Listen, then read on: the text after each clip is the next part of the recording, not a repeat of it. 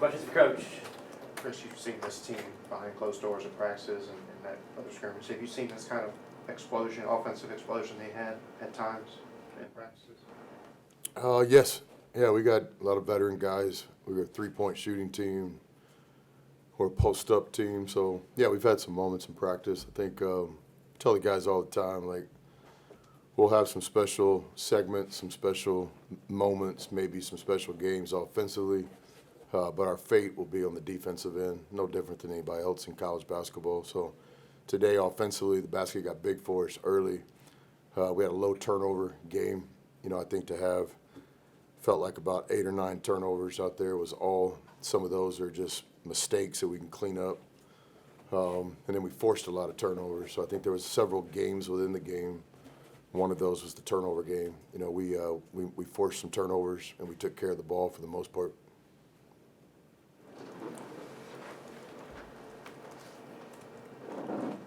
Any more questions for Coach?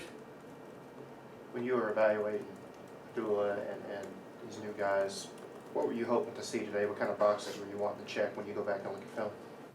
Yeah, I think specifically with Sean, like, this guy scored 18 points a game in the ACC. He's a bucket. Sean has some aspirations to play after college. I see that vision. I believe in that vision. He's got to improve his defense. His effort was there today. Some accountability, immediate accountability on mistakes. That's the first step, right? So I thought he competed on defense. Just had some tactical things he can clean up, and he will. Some of that's coaching. I thought today he played like as a floor general. 8 assists, 1 turnover. There'll be a lot of happy moments in this room if we can get that kind of assist-to-turnover ratio from our guard play. But Sean's a competitor. Thought he had the right mindset today. He's played in a lot of games over the years like this, so he was ready to play. But I thought he played well. And, that's the thing with veteran players. Yeah, we got to be ready to play. That's a given, but we got to play well too. But Sean had a really good individual game today with his assist-to-turnover.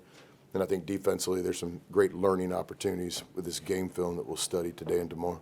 Coach, what went into the smaller backfield today with Juju and Dula both in that court? Yeah, we haven't decided on any kind of lineup yet. In my mind, we have 6 starters. This is a great place to be.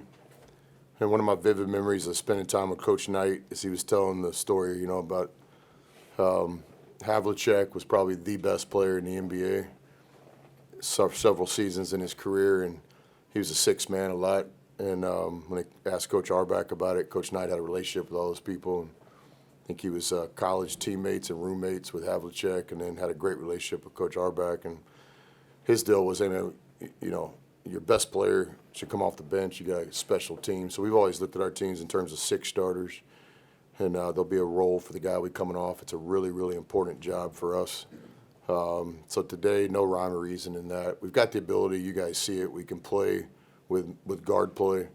Matt can play the 1, 2, or 3, and then we can play big too. Saw a little bit of that today. We can play Mikal and Brake and Dia and John Bull together. And Benson's going to be a big part of this team too. There's going to be opportunities for guys throughout the season. It's going to be hard to play guys rotational minutes every game just because of the depth of our roster. But this was something we talked about recruiting when we set this team up. So we'll have to have some unselfishness, and we obviously did today. 25 assists, not a lot of basketball games like that. So that shows you where our guys were, mentally and where their hearts are. They're sharing the ball. Thought the ball stuck a few times today, but not many. And I saw a lot of players turn down, an average shot for the hopes of a better shot. So 25 assists is a big part of this game.